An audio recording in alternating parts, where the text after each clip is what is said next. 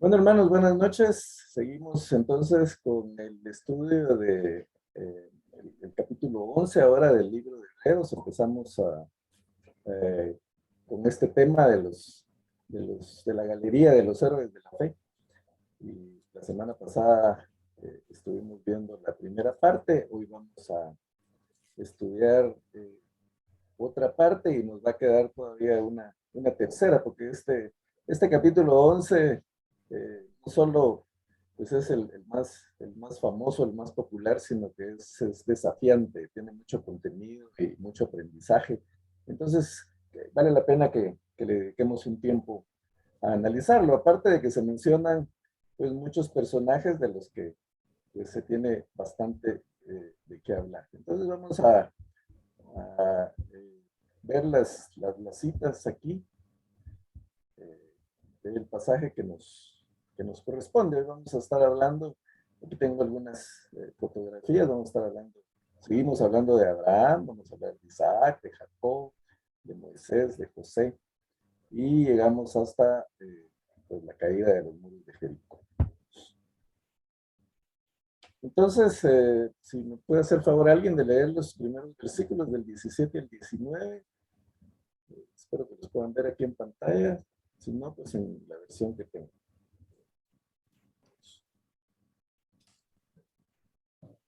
Yo lo voy a leer, hermano Walter.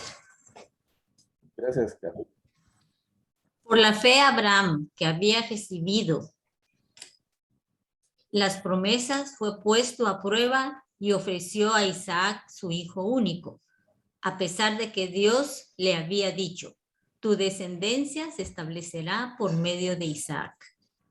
Consideraba Abraham que Dios tiene poder hasta para resucitar a los muertos y así, en sentido figurado, recobró a Isaac de entre los muertos. Bueno, gracias, hermana Carlos.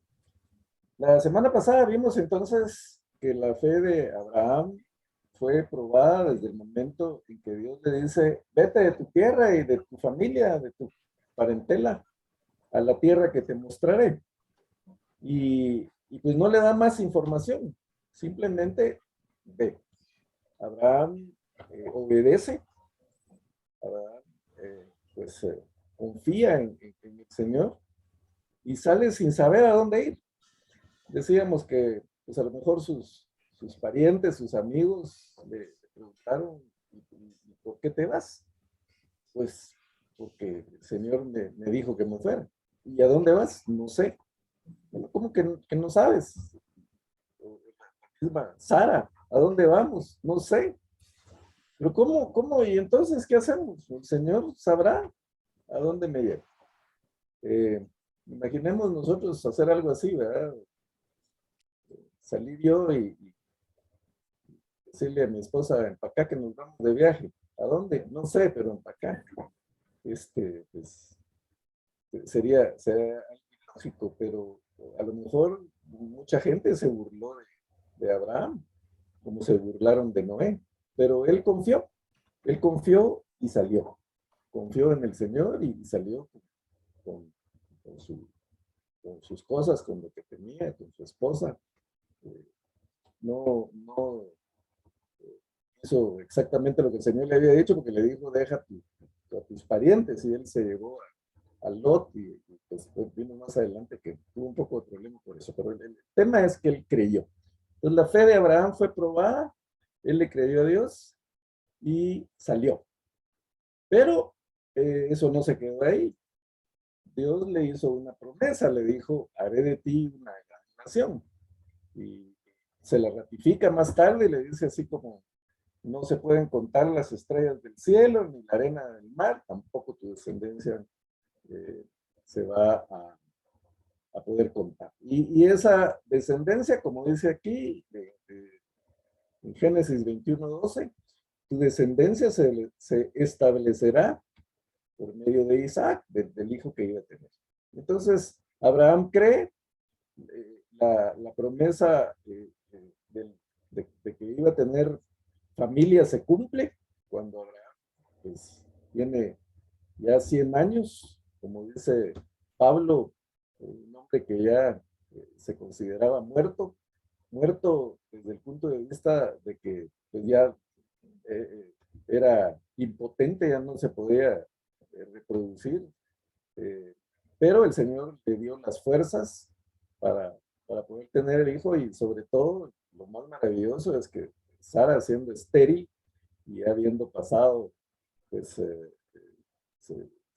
la menstruación, como dice la Biblia, la costumbre de las mujeres, pues es de alguna manera su cuerpo renovado, resucitado, para que ella pueda tener al hijo de la promesa, que es Isaac. Sabemos que Abraham pues se precipitó y tuvo a Ismael, pero la promesa estaba en Isaac. La promesa de Dios era en Isaac. Por eso a Isaac se le dice el hijo de la promesa. Aunque los ismaelitas o los árabes pues consideran eh, diferente tienen una versión diferente, ¿verdad? Para ellos Ismael es el primogénito y reclaman eso, pero realmente nosotros sabemos que la promesa del Señor era en Isaac, y a través de él se iba a establecer su descendencia. Entonces, ahora viene una instrucción totalmente fuera de sentido de Dios.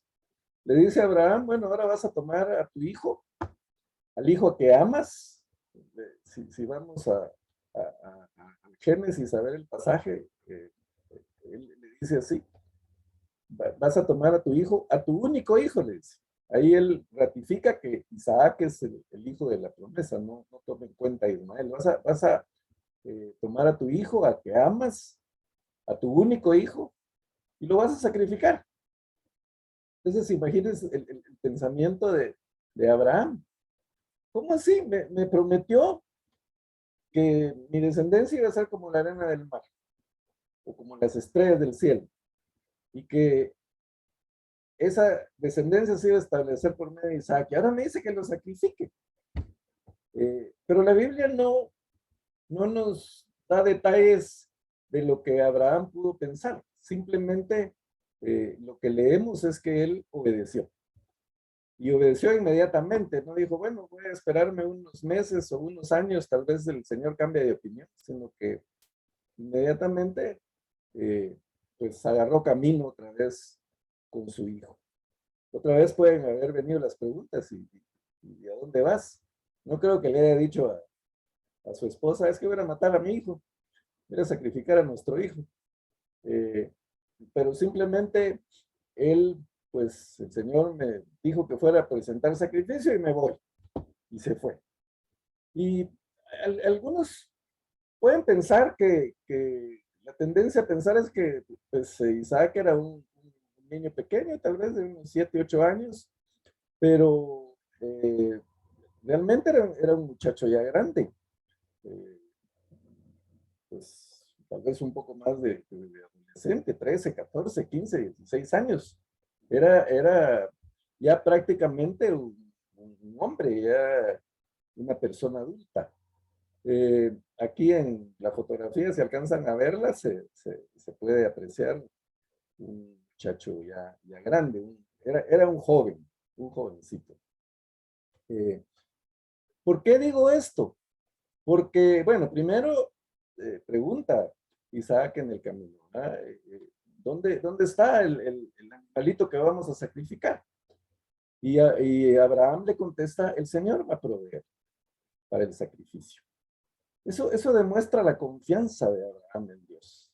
Él sabía que Dios no es alguien que se arrepiente, no es alguien que cambie de forma de parecer. Él no hace una promesa y después la cambia. Él le había ofrecido que su descendencia iba a ser a través de Isaac. Entonces Abraham confía. ¿Qué planes tiene el Señor? No lo sé. Simplemente obedezco. Y esto es una enseñanza muy poderosa para nosotros, hermanos, porque a veces pues nosotros queremos tener el control de todas las cosas. Y pues tomamos todas las precauciones del caso y no nos queremos arriesgar hasta no estar totalmente seguro de de las cosas nos van a salir bien. Y eso, desde el punto de vista humano, es muy inteligente.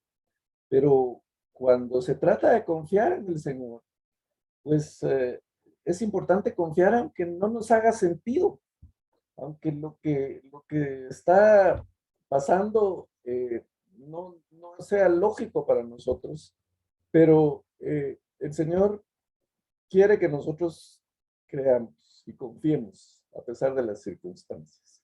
Tengo un libro por ahí que se llama Cuando lo que Dios hace no tiene sentido, porque pasa mucho, nos pasa en la vida. ¿Por qué me pasa esto? ¿Por qué tuve esta crisis en mi negocio, en mi trabajo? ¿Por qué las cosas no salieron como yo pensaba? Yo estaba confiando en el Señor y las cosas no me salieron bien.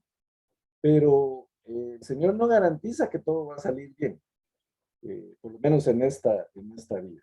Él garantiza que Él tiene un plan para nosotros y que independientemente de las circunstancias o lo que nos pase, el plan se va a cumplir. Entonces Abraham cree en eso.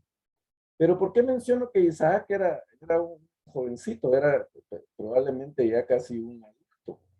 Porque imagínense, Abraham ahí tenía, vamos a ponerle edad al muchacho.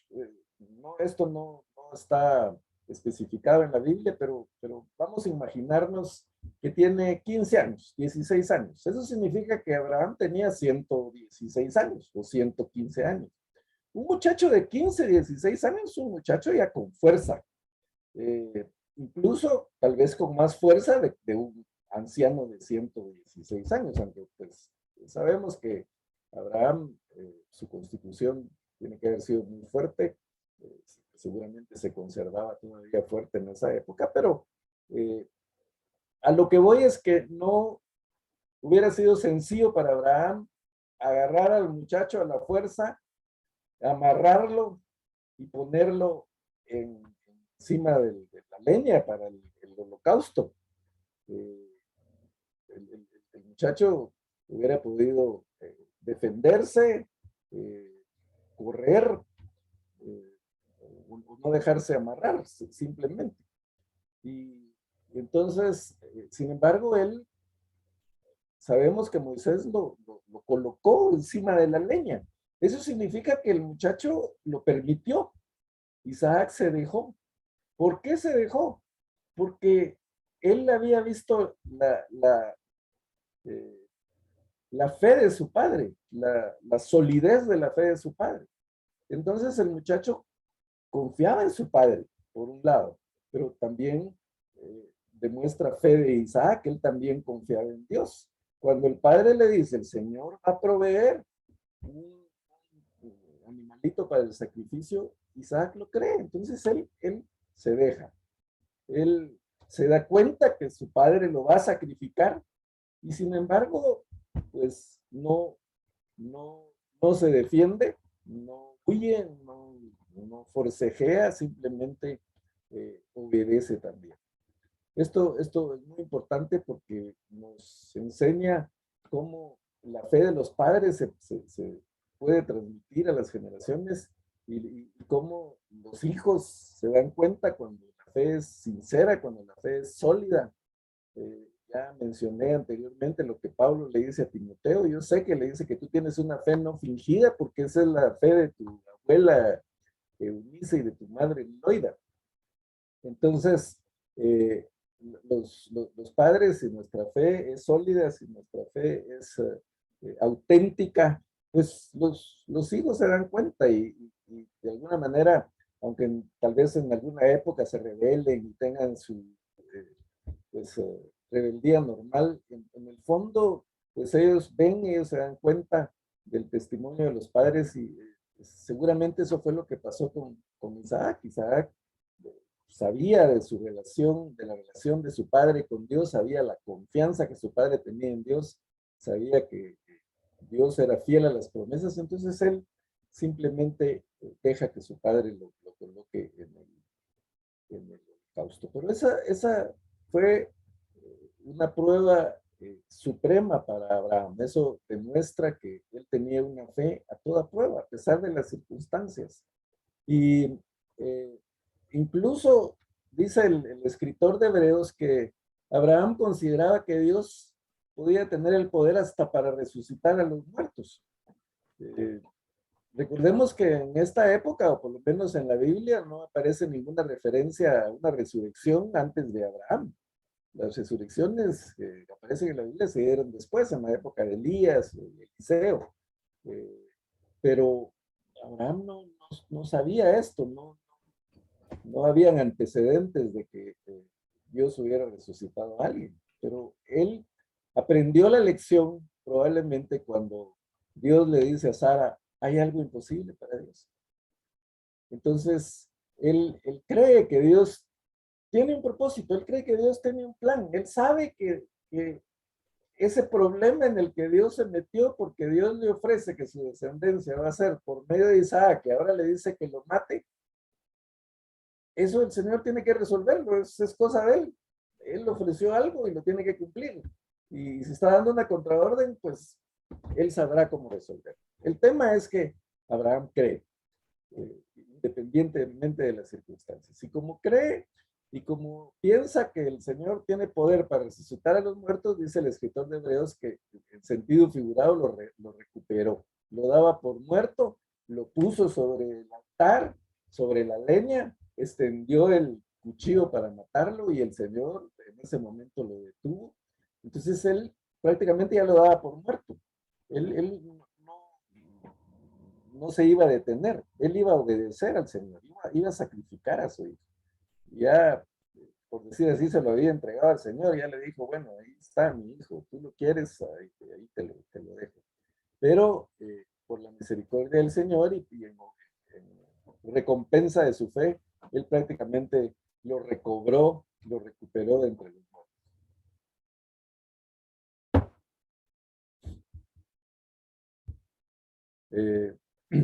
Bueno, seguimos con el otro. Por la fe, dice Isaac, bendijo a Jacob y a Esaú, previendo lo que les esperaba en el futuro. Por la fe, Jacob, cuando estaba a punto de morir, bendijo a cada uno de los hijos de José y adoró, apoyándose en la punta de su bastón. Por la fe, José, al fin de su vida, se refirió a la salida de los israelitas de Egipto y dio instrucciones acerca de sus restos mortales. La semana pasada mirábamos que estos personajes, bueno, Abraham en primer lugar recibió la promesa de que iba a recibir una tierra, que la tierra de Canaán iba a ser para él, que ahí se iba a establecer su descendencia y que iba a ser de él una gran nación. Entonces él cree, sale de Mesopotamia, va hacia Canaán, pero él nunca poseyó la tierra, él nunca vio la promesa cumplida en su estancia aquí en la tierra. Él vivió en carpas todo el tiempo, igual Isaac, igual Jacob, eh, estuvieron viviendo en carpas. Se instalaron en Egipto cuando José se los lleva, se lleva a Jacob y a sus hermanos a Egipto. Pero esa no era la tierra. Ellos se siguieron creyendo de que Dios iba a cumplir su promesa de darles la tierra de Canaán. Entonces Jacob va a Egipto, muere en Egipto, pero da instrucciones de que no lo entierren ahí, él no se quiere quedar en Egipto, él dice, me van a enterrar por favor allá a la cueva de Macpela, que era la única propiedad que Abraham tuvo, porque se la compró a los hititas para enterrar a su esposa, cuando su esposa murió, cuando Sara muere, él estaba ambulante, vagabundo, en carpas, moviéndose de un lugar a otro, entonces dice, necesito un lugar para enterrar a mi esposa. Entonces compra la cueva de Macpela y ahí entierran a Sara, ahí entierran a Abraham. Entonces Jacob quiere que lo van a enterrar donde está su padre, a esa única posesión que tenía. Entonces da instrucciones de que lo lleven a enterrar allá. Entonces, lo embalsaman en Egipto. Recordemos que los egipcios desarrollaron esta técnica de embalsamar a las personas, ¿verdad? Encontrado restos de los faraones de Egipto, Tutankamón y todos esos, miles de años y pues las momias se conservaban. También por el clima de Egipto, que es un lugar muy seco, pero tenían una técnica especial para embalsamarlos. Entonces embalsamaron, tomó alrededor de 40 días embalsamar a una persona, y entonces embalsaman a Jacob y José se lo lleva y lo va a enterrar a la cueva de Macpela. Deja Jacob instrucciones para su muerte. Pero antes de morir, eh, estos personajes bendicen a sus hijos. Isaac bendijo a Jacob y a Esaú. Sabemos el conflicto ahí, que él quería bendecir a Esaú porque era el primogénito, pero Jacob cambia los papeles, aconsejado por su madre, entonces se disfraza y recibe la bendición de Esaú. Bueno, eso tiene otro trasfondo que no vamos a entrar en detalles, pero el tema es que Isaac los bendice.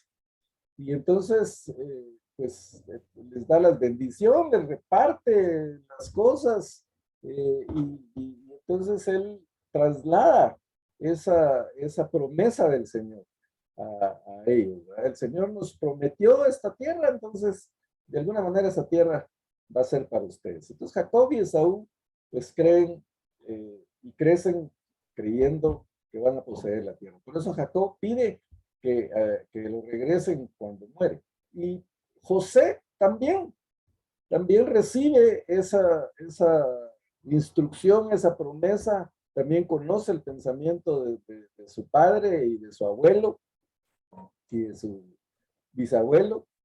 Y entonces José, cuando está a punto de morir, también llama a sus hermanos y les dice, el Señor los visitará, y cuando venga, por favor, me llevan con ustedes. No me dejen aquí en Egipto. Yo quiero ir a la tierra que Dios nos ha prometido. Entonces, hermanos, es una fe hasta la muerte. Una fe que persevera, que no ve las promesas en vida, pero mantiene la esperanza. Mantiene la esperanza hasta la muerte. Y eso demanda el Señor de nosotros. Él tiene promesas para nosotros. Y aunque nosotros no las veamos, aunque no veamos la venida del Señor, pero sabemos que él va a regresar y que Él va a regresar por nosotros. Y Él espera que nosotros mantengamos esa fe que Él ha prometido, que la traslademos a nuestras generaciones. Alguien podría decir, pero ya 2000 años y no viene. No, claro que no, se le olvidó, ya cambió de opinión. Pero a pesar de las circunstancias, a pesar de que no haya ninguna evidencia, que no miremos, que no sepamos, hay muchos que han pronosticado el fin del mundo, ¿verdad? La venida del Señor, y que va a ser en tal fecha, y ahorita están hablando de que en julio va a haber una invasión extraterrestre que puede ser la guerra de Armagedón. No se sabe, no lo sabemos, pero lo que sí sabemos es que el Señor es fiel a sus promesas y que debemos mantenernos fieles hasta la muerte. Y estos personajes pues dejaron instrucciones para su muerte. Ellos querían que los llevaran a la tierra que el Señor les había prometido, porque ellos en sus corazones se sentían dueños de esa tierra. El Señor ya la había ofrecido, esa es mía, aunque ahí esté llena de cananeos, ¿verdad? Pero ellos por eso dieron instrucciones para su muerte. Y hay hermanos, hay personas que hacen lo mismo. Muchos conocen mi historia, ya la mencioné anteriormente, de mi consuegra, que ella pues le diagnosticaron cáncer y lo tomó con mucha tranquilidad. Incluso pues dijo, ya, si el Señor quiere que yo pues esté en su presencia, ya está bien. No quiso que le dieran quimioterapias, dijo ya que no gasten en eso, si ya me llegó la hora, pues está bien. Pero cuando pues todavía vivió unos años después de que le diagnosticaron el cáncer terminal, pero cuando ella ya sentía que realmente el momento se acercaba, llamó al pastor y le dio instrucciones para su funeral, que quería que la velaran en la iglesia, qué coritos quería que se cantaran, qué le iban a poner, que le enterraran con su Biblia viejita que le había acompañado toda su vida. Quería ahí que la Biblia estuviera con ella. Pero al final le dice el pastor algo que le sorprendió mucho. Le digo, quiero que me entierren con tenedor, creo que le dijo, una cucharita. Quiero que eso lo entierren conmigo. Y el pastor le dice, ¿y por qué? La pregunta lógica, ¿qué es un tenedor y una cucharita? Y le dice, es que cuando a mí me invitan a una boda, a unos 15 años, y yo sé que va a haber banquete, pues entonces yo disfruto la comida, pero a mí me encantan los postres, me gustan mucho los postres. Para mí lo mejor de los banquetes es el postre. Entonces yo siempre guardo un tenedor de la comida porque sé que después de la comida viene lo mejor, que es el postre. Entonces por eso quiero que me entierren con este tenedor, porque yo sé que después de mi muerte viene lo mejor. Y eso es lo que esperamos, hermanos. Viene lo mejor. Viene la promesa del Señor que se va a cumplir para nosotros, lo veamos o no. Lo vemos con los ojos de la fe, porque no tenemos ninguna evidencia. Pero así como estos personajes, como fueron capaces de vivir errantes, por eso la palabra esa de judío errante, ¿verdad? Porque realmente estos judíos vivieron de un lugar a otro por fe, creyendo que el Señor les iba a dar la tierra, y lo creyeron y mantuvieron su fe hasta la muerte. Eso es el ejemplo que tenemos de la verdadera fe. Cuando leímos pues al principio del capítulo 11 que dice, la fe es la certeza de lo que se espera, la convicción de lo que no se ve. Muchos toman esto como una definición. A cualquier cristiano que ha leído esta parte le pregunten qué es la fe y va a dar esa definición. Pero realmente esa es solo una parte de la fe. No nos da la definición completa, porque la fe tiene otros elementos importantes, indispensables para la fe. Y uno de esos elementos es la obediencia. No podemos decir que creemos si no obedecemos. Y eso fue lo que estos personajes tenían en común. Yo pregunté en el chat qué tenían en común todos estos personajes y una hermana me contestó la fe. Sí, pero la fe sin obediencia no es fe. Lo que tenían en común era la obediencia, obedecieron, creyeron lo que el Señor les dijo. Y el Señor espera de nosotros obediencia.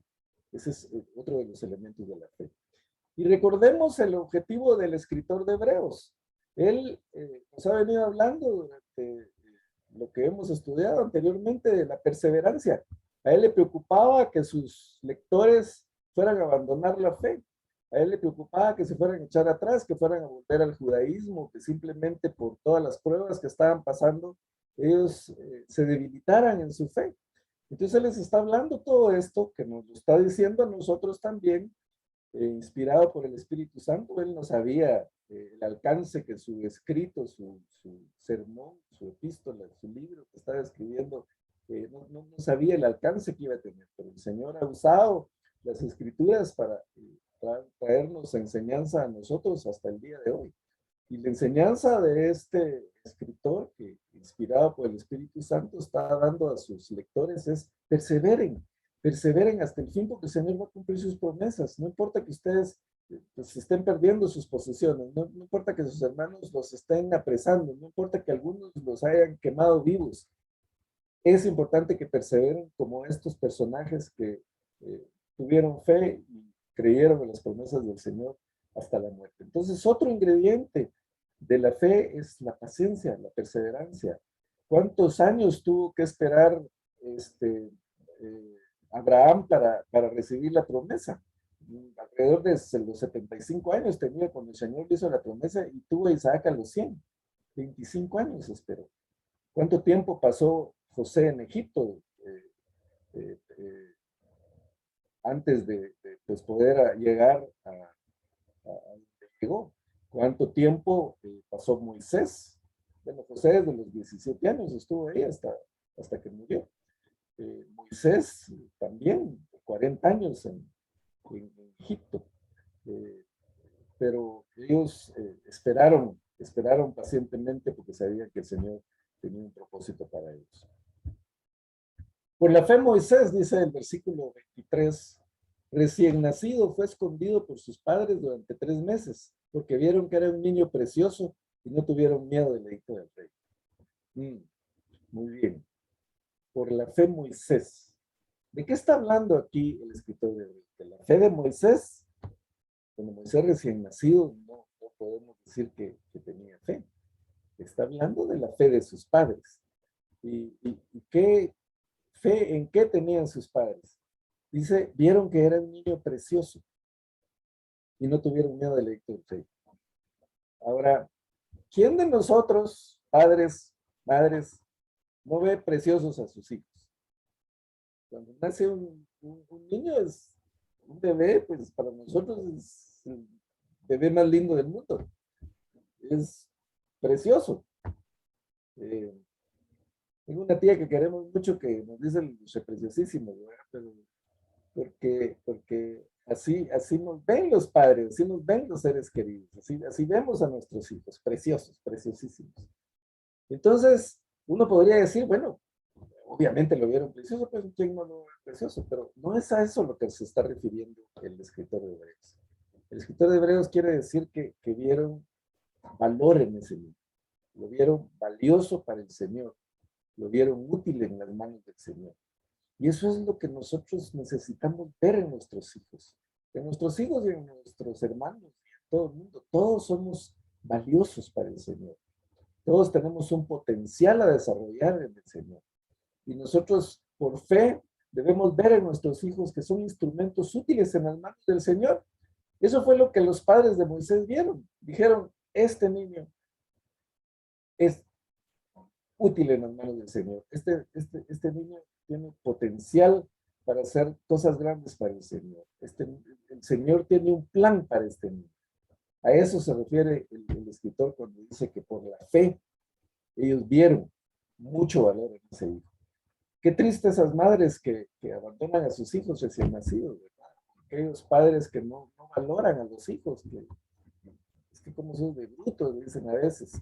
Y eso daña mucho la autoestima de los niños, porque todos tenemos un potencial, el Señor a todos nos ha dado dones, no hay gente inútil en esta tierra, ni gente tonta, hay gente que se cree inútil y tonta porque probablemente sus padres o sus maestros o alguno le dijo eso y se lo creyó, pero la verdad es que todos somos valiosos para el Señor, todos somos útiles, todos tenemos un potencial y el Señor tiene un plan para cada uno de nosotros. Y nosotros necesitamos pues ver ese plan y ese propósito del Señor en nuestros hijos. Uno de los proverbios más famosos en cuanto a los hijos dice, instruye al niño en su carrera o en su camino y aun cuando fuere viejo no se va a apartar de él. Y la mayoría de los cristianos entendemos que eso se refiere a que hay que pues, guiarlo en los caminos del Señor, enseñarle coritos, enseñarle la Biblia y todo eso, y eso está bien, y tiene que ser así. Pero él dice, instrúyelo en su camino, en su carrera, no en el tuyo. Lo que se refiere es que ese niño, ese hijo tiene un potencial, cada uno de nuestros hijos tiene un camino, una carrera, entonces nosotros tenemos que ayudarlos a encontrar ese camino, encontrar ese propósito, encontrar esa carrera, encontrar lo que Dios quiere para él y ayudarlo a cumplir con su objetivo. El Señor tiene planes para nuestros hijos. Ayudemos nosotros a encontrar ese plan, que el Señor les muestre el camino, que ellos lo puedan encontrar y que sean realmente valiosos en las manos del Señor, para su país, para su familia, para este mundo. Los padres de Moisés vieron que el Señor tenía un propósito para él y en eso mostraron su fe. Eso es a lo que el escritor se refiere. Y Moisés, ahora sí, ya adulto, pues también mostró su fe. Renunció a ser llamado hijo de la hija del faraón. Prefirió ser maltratado con el pueblo de Dios a disfrutar de los efímeros placeres del pecado. Consideró que lo propio por causa del Mesías era una mayor riqueza que los tesoros de Egipto, porque tenía la mirada puesta en la recompensa.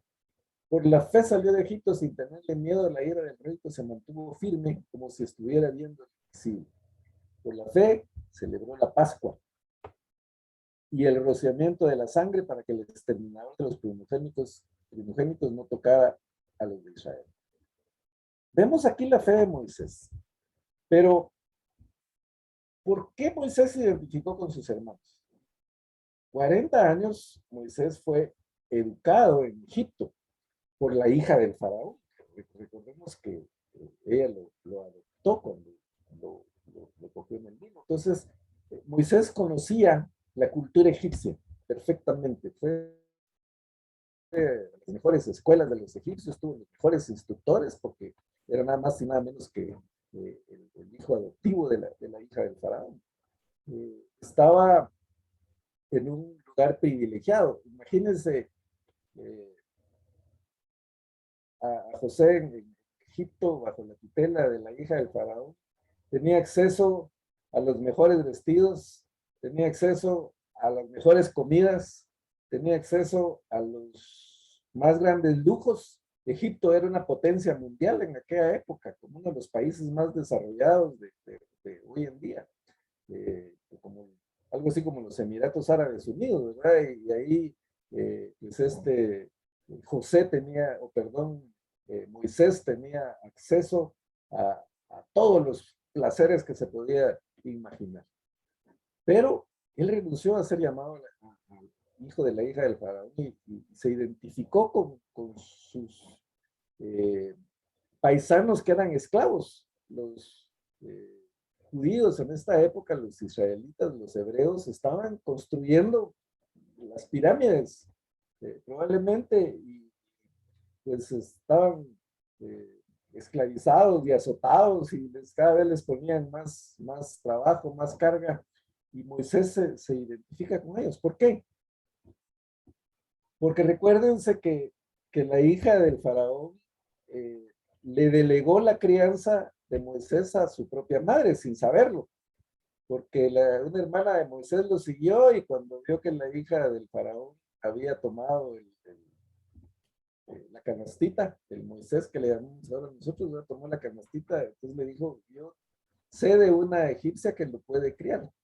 La hija del faraón nos iba a poner a cambiar pañales y dar pachas y todo eso, entonces ella simplemente pues estuvo de acuerdo, quería el bebé, pero que quería los beneficios de tener el bebé, pero no quería todo el trabajo que implica cuidar a un bebé, entonces lo cedió para que esta mujer egipcia lo criara sin saber que era su propia madre. Entonces la madre de Moisés aprovechó y le metió la cultura egipcia, le metió el temor de Dios, le inculcó las escrituras, le inculcó pues lo que hubiera en aquella época. Bueno, no existían todavía pues las escrituras como tal, pero sí le transfirió la cultura de los hebreos y le ha de haber aclarado, tú eres un hebreo y tienes una tierra que el Señor nos prometió y pues le dio toda la instrucción. Entonces Moisés, por así decirlo, tenía las dos caras de la moneda, tenía toda la cultura y la sofisticación de los egipcios, pero por parte de sus padres y de su madre específicamente, tenía el conocimiento de Dios y el temor de Dios y sabía que los egipcios eran sus hermanos. Entonces, por eso se identifica con ellos. Y se identifica con ellos y entonces sabemos que cuando ve que uno de sus hermanos está siendo maltratado, va a defenderlo y en la pelea pues mata a un egipcio. Entonces, él pudo haber iniciado a lo mejor una rebelión de esclavos ahí, qué sé yo, pero él tomó la decisión de renunciar a todo, de identificarse con los esclavos, se va al desierto, sabemos que pasa 40 años huyendo de Egipto, no porque tuviera miedo, sino porque él mantenía la fe que sus padres le habían inculcado, que su madre le había inculcado, y él, la madre le había hablado de Dios, del invisible, de ese Dios al que no podemos ver, pero que Él tiene poder, que nos guarda, que está con nosotros y a quien debemos obedecer. Entonces, nos enseña la importancia de los padres, de la fe de los padres otra vez. En este caso, los padres de Moisés, que no solo tuvieron fe para ver el potencial que él tenía en las manos del Señor, sino que se lo transmitieron. Le transmitieron esa fe a Moisés, ese conocimiento, y pues eso tuvo su fruto. Y el fruto fue que él salió de Egipto, no le temió al rey, se mantuvo firme, y cuando el Señor le ordenó que fuera a liberar a los esclavos, él creyó. y celebró la Pascua. Sabemos que dio instrucciones de que se rociaran los dinteles de la puerta con la sangre de los corderos para que el ángel del Señor no matara a los primogénitos del pueblo de Israel. Y el pueblo le creyó. Entonces es importante, mis hermanos, nuestra fe tiene mucha influencia, no solo en nuestras generaciones, sino en el mundo. A través de nuestra fe, de nuestra confianza en el Señor, nosotros siempre vamos a tener un círculo de influencia y podemos influir en las demás personas. La fe de Moisés influyó en 1,000,000 o más de hebreos, judíos que estaban en Egipto y le creyeron y entonces rociaron esa sangre en los dinteles de las puertas y tomaron todo lo que tenían según las instrucciones que Moisés les dio y salieron de Egipto. Entonces vemos cómo la fe, ya aquí ya nos está hablando del efecto que la fe puede tener en una o dos personas, sino el efecto que la fe puede tener en todo un pueblo, en toda una nación. La fe de Moisés se reflejó en toda la nación cuando salieron.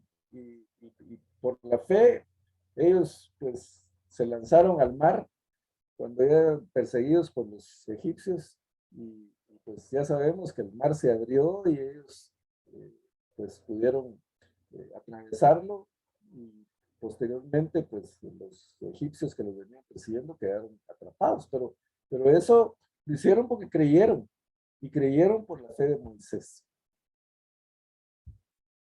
Por la fe, dice, el pueblo cruzó el Mar Rojo como por tierra seca, pero cuando los egipcios intentaron cruzarlo se ahogaron, pero creyeron y lo atravesaron. Y el otro ejemplo que da de la influencia colectiva que puede tener nuestra fe es, pues, 40 años después, cuando llegan a la tierra prometida, ya en este caso guiados por Josué, ya Moisés ha fallecido, entonces ellos van a entrar a la tierra prometida y entonces el Señor le da otra vez instrucciones totalmente ilógicas a Josué. Instrucciones a los ojos del mundo absurdas, ¿verdad? Le dice, bueno, van primero la famosa frase aquella, mira que te mando que te esfuerces y seas valiente, no temas ni desmayes, porque Jehová estará contigo donde quiera que vayas. Pues una vez que le ha dado esa confianza, le da las instrucciones. Dice, bueno, durante 7 días van a estar dando vueltas a la ciudad, van a tocar las trompetas y pues van a estar haciendo eso todos los días. El último día, pues entonces van a dar otras 7 vueltas y van a volver a tocar las trompetas y la ciudad va a ser de ustedes. Jericó era la ciudad que estaba en la entrada de todo este territorio, de todo este país. Entonces era una ciudad fortificada, era como que, pues aquí no pasa el enemigo porque nosotros nos encargamos de cuidar. Entonces era una ciudad casi inconquistable. Tenía unas murallas enormes, pero se dice que el grosor de las paredes o de las murallas era de alrededor de 4 metros. Imagínense ustedes el tamaño de esas murallas. Si no era una, eran 2. Había una muralla adentro, había un espacio y después otra muralla. Entonces, si de casualidad alguien podía escalar una de las murallas, pues iba a caer en medio de las 2 y ahí pues los soldados se iban a encargar de aniquilar. Eran tan grandes las murallas que habían casas construidas en las murallas. La casa de Rahab, de la que vamos a hablar la semana entrante, estaba construida sobre la muralla. Entonces, por eso los testigos que Josué manda van a la casa de Rahab porque era la que les quedaba en la entrada. Pero el punto es, era imposible derribar esas murallas, hermanos, desde el punto de vista humano. No habían armas en aquella época, no había dinamita, no había bombas, no había nada, apenas piedras que lanzaban probablemente con una catapulta y eso, pero era imposible quitarle un pedazo a esas paredes, a esos muros tan grandes. Y el Señor les dice, denle vueltas, pónganse a darles vueltas y hacer bulla. Y el séptimo día, más, voy a agarrar sartenes, trompetas, todo lo que tengan y griten y hagan relajo y van a matar. Se necesita mucha fe para creer eso. La verdad es que por eso el escritor lo pone como ejemplo, porque totalmente absurdo, totalmente ilógico, pero el pueblo creyó y las murallas cayeron. ¿Cómo cayeron? Pues a saber, un terremoto, qué sé yo, ¿qué hizo Dios para derribarlas? No se sabe desde el punto de vista científico. Lo que sí se sabe es que cayeron ellos no tiraron una piedra, no tiraron una lanza, una flecha a las murallas, no tiraron nada, solo obedecieron al Señor.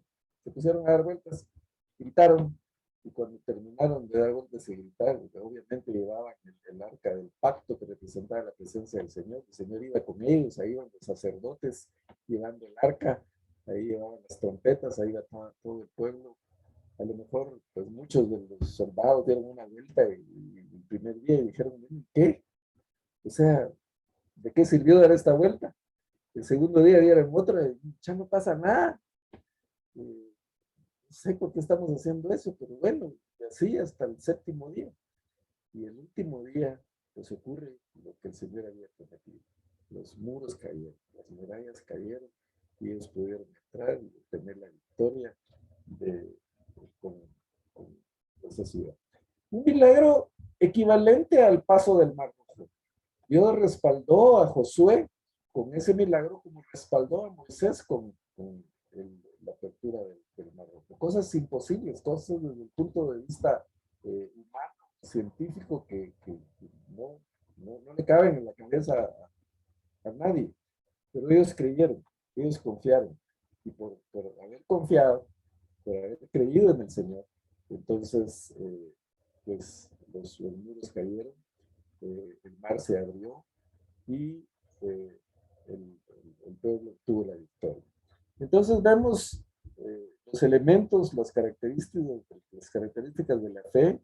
Uno, pues como dice, tener certeza de lo que se espera, eh, creer aunque no se vean las cosas, la convicción de lo que no se ve, pero también es indispensable la obediencia, obedecer lo que el Señor dice, y es indispensable la acción, hacer las cosas, tomar acción, dar el paso de fe.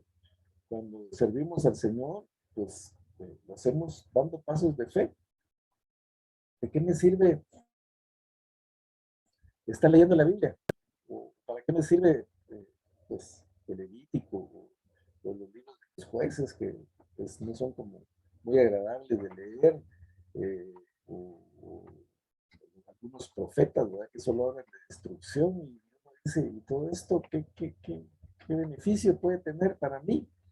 Pero lo hacemos en obediencia al Señor, porque aunque no tenga sentido, aunque no tenga lógica, es lo que el Señor quiere de nosotros. ¿Para qué hacer largas oraciones? O sea, un par de minutos ahí antes de comer es suficiente. ¿Para qué voy a hacer un devocional? O sea, no tengo tiempo, estoy muy ocupado para eso y de todos modos no tiene beneficio, ¿no? ¿De qué me va a servir? El Señor quiere obediencia. Él quiere que hagamos las cosas que a Él le agradan. Y no podemos agradarlo si no creemos en Él. Por eso dice la Escritura que sin fe es imposible agradar a Dios. Entonces la enseñanza, mis hermanos, del escritor de la Biblia, lo que tenemos el día de hoy, es que la fe pues, tiene muchos elementos. Tiene obediencia, hay que tomar acción, la perseverancia, que es lo que está enfatizando el escritor de Hebreos, el no echar atrás, el no desmayar, el seguir constantes hasta la muerte, porque sabemos que vamos a recibir la promesa que el Señor nos ha dado y que las armas de nuestra milicia no son carnales, como dice el apóstol Pablo a los Corintios, sino poderosas en Dios para la destrucción de fortalezas. Los muros de Jericó no cayeron por las armas del pueblo, cayeron por el poder de Dios, porque no hay nada imposible para Dios. Así que los muros que puedan presentarse en nuestro camino, o lo ilógico que parezca a veces lo que el Señor hace con nosotros, pues sencillamente lo que el Señor quiere es obediencia. La forma en que podemos agradar al Señor es creyendo y obedeciendo, a pesar de lo que pase, a pesar de las circunstancias. La semana entrante vamos a ver, vamos a seguir con este estudio y vamos a ver que pues en algunas ocasiones las cosas salen bien, pero en otras ocasiones no necesariamente. Las cosas salen como queremos, pero independientemente de si las cosas salen bien o no salen bien, nuestra confianza está en el Señor porque sabemos que Él tiene un plan para nosotros y que pues ese plan lo vamos a recibir porque Él es fiel a sus promesas. Entonces lo dejamos hasta aquí, hermanos.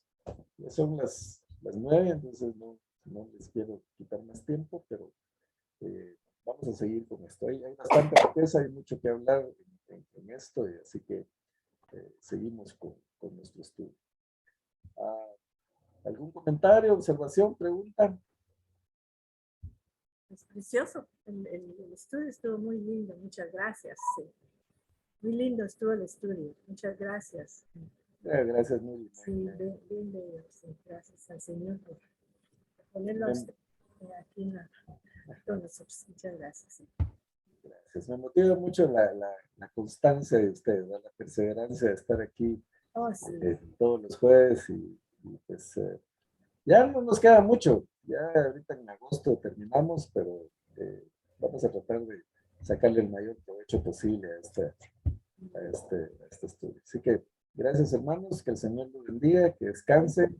Si el Señor lo permite, pues nos vemos el próximo jueves a la misma hora y por el mismo canal. Muchas gracias.